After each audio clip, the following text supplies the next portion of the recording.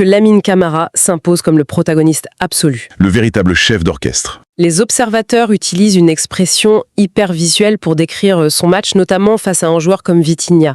Ils disent qu'il lui a littéralement fait mordre la poussière. C'est une image très forte. Très forte, oui. Oui. Mais concrètement, sur un terrain, tu fais comment pour faire mordre la poussière à un milieu international du PSG? C'est une super question. L'expression peut sembler un peu poétique, mais elle a une vraie réalité tactique. Prenons Vitinha. Oui, qui est un joueur clé. Dans le système de Paris, c'est le métronome. C'est lui qui dicte le tempo, qui crée les décalages par sa justesse technique. Du coup, lui, faire mordre la poussière, c'est l'empêcher de faire tout ça. C'est détruire son tempo, tout simplement, le priver d'espace et de temps. Les analyses soulignent l'activité incessante de Camara. Il était partout. À chaque fois qu'un milieu parisien recevait le ballon, Camara était déjà dans son espace vital.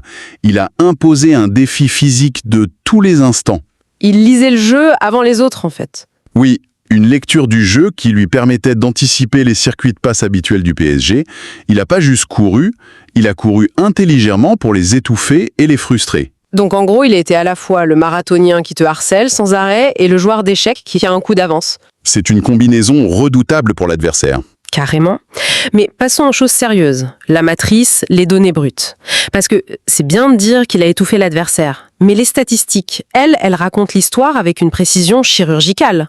Les datas sont impressionnantes, c'est vrai. J'ai les chiffres là. On commence par la base. Il a joué 90 minutes, l'intégralité du match. Il a touché 73 ballons. Un volume de jeu énorme. Et juste à côté de ça, j'ai une donnée qui m'interpelle vachement. Il a subi 5 fautes pendant le match. Et ces 5 fautes, c'est peut-être l'une des données les plus parlantes de sa feuille de match. Ah ouais. Moi, j'aurais juste pensé que ça montrait que le match était un peu haché, tu vois. En quoi c'est si révélateur? Parce que subir 5 fautes quand tu es milieu de terrain, c'est la preuve irréfutable que l'adversaire est en retard, qu'il est dépassé par les événements. D'accord, je vois. Quand le joueur adverse n'arrive plus à récupérer le ballon de manière propre parce que Camara protège trop bien sa balle ou que sa prise de décision est trop rapide, la seule solution, c'est l'irrégularité. Le tirage de maillot, le tacle en retard. Voilà. C'est la traduction chiffrée de cette fameuse expression « faire mordre la poussière ». J'adore cette idée.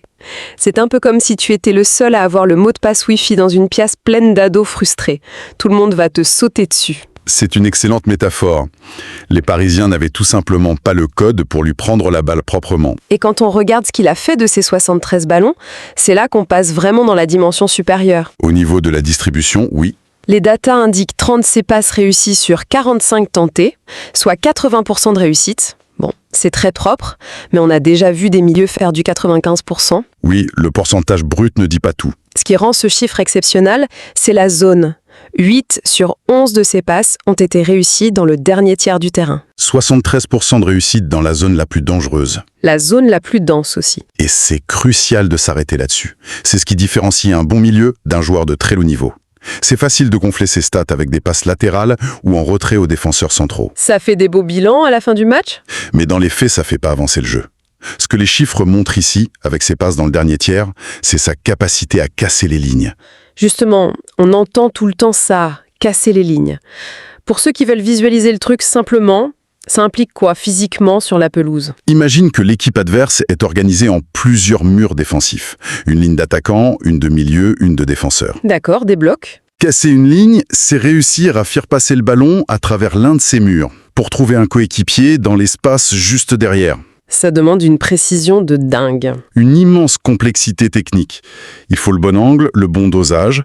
L'espace visé est minuscule et super surveillé. Et lui, il a réussi ça 8 fois dans la zone où il y avait le plus de Parisiens au mètre carré. Ça démontre une vision périphérique exceptionnelle et un vrai courage tactique.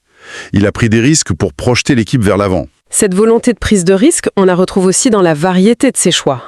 Il a tenté des passes longues avec un certain succès, il n'a pas hésité à centrer sur les côtés. Un centre réussi sur 4, 3 passes longues sur 6. Voilà, il n'a pas eu 100% de réussite là-dessus, mais c'est l'intention qui saute aux yeux. L'intention prime, complètement, en variant ses passes, du jeu pour, du jeu qui casse les lignes, des longues ouvertures. Il oblige le bloc parisien à s'adapter en permanence. À s'étirer, à courir. Il les a maintenus dans une incertitude totale. Si tu fais que des passes courtes, la défense finit par s'installer. Camara, avec son audace, a empêché tout confort côté parisien. Ok, donc on a vu l'apport offensif, la gestion du tempo, tout ça c'est brillant, mais on va parler de l'autre face de la pièce, son impact défensif. Ah, là on rentre dans des chiffres qui donnent le vertige. Monumental, 13 récupérations de balles, 13 ballons grattés ou interceptés. Mais attends, je vais faire mon avocat du diable 2 secondes. Vas-y, je t'écoute. 13 récupérations, c'est énorme. Mais au fond, c'est pas juste la description de poste normal d'un milieu défensif.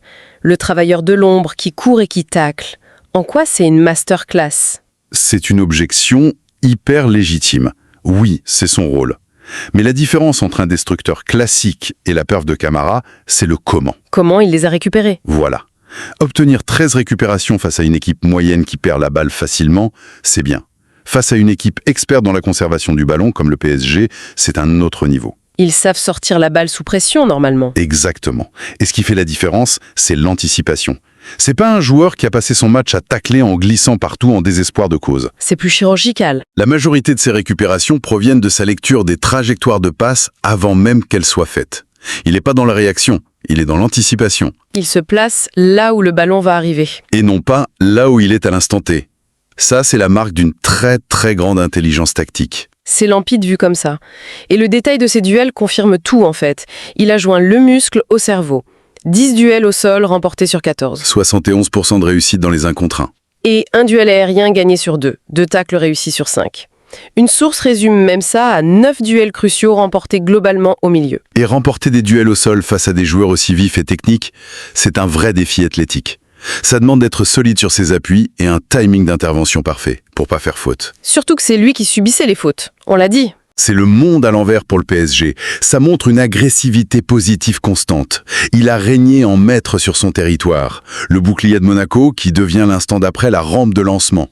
Franchement, avec tout ce qu'on vient de lister, on comprend mieux les notes de la presse spécialisée ce matin. Les notes sont excellentes. On oscille entre 6,7 pour les plus sévères et 7,8 pour d'autres. Cette petite variation d'un point, c'est classique. Ça dépend des algorithmes des médias. Certains valorisent les passes, d'autres la défense. Exactement. Mais obtenir une moyenne autour de 7,5 sur 10 dans un match avec ce niveau d'exigence, c'est la confirmation chiffrée d'une prestation hors norme. Ce qui nous amène hyper fluidement à la dernière dimension de notre analyse. Parce qu'une performance pareille sur un match, c'est beau.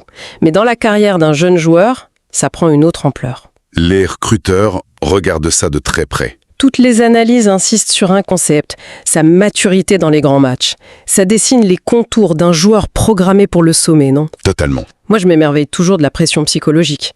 T'as le maillot du PSG en face, le blason, l'historique, la pression médiatique. Ça peut tétaniser n'importe quel pro. Beaucoup de joueurs perdent leurs moyens face à ça, oui. Mais Lamine Camara, lui, il abrise ce contexte comme un carburant. Et cette capacité d'absorption de la pression, c'est ce qui vaut de l'or sur le marché mondial. Ce match, c'est une carte de visite internationale. Le crash test ultime, en fait. Le très haut niveau, comme la Ligue des Champions, on juge pas un joueur sur sa capacité à briller contre une équipe de bas de tableau.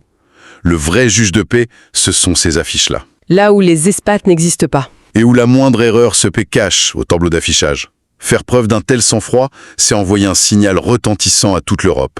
Les sources font d'ailleurs une prédiction qui ressemble à une évidence mathématique.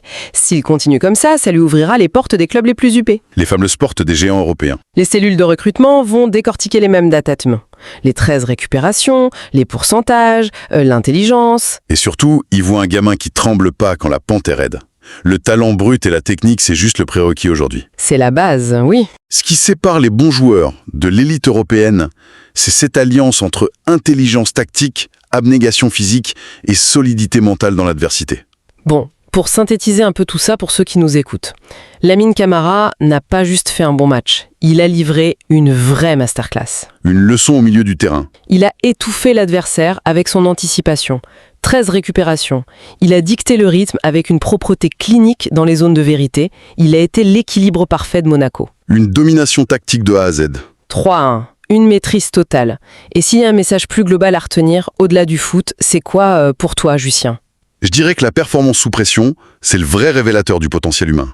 La stat à retenir, c'est pas juste un chiffre. C'est ce que ça représente mentalement. C'est la démonstration que la lucidité et la capacité à s'élever au niveau de l'événement sont les vrais moteurs de l'excellence professionnelle. Ne pas se laisser écraser par l'enjeu. Exactement, quel que soit ton domaine. Un résumé parfait. C'est déjà l'heure de conclure notre dinguerie de match. Avant de clore le chapitre, j'ai une dernière pensée pour notre audience.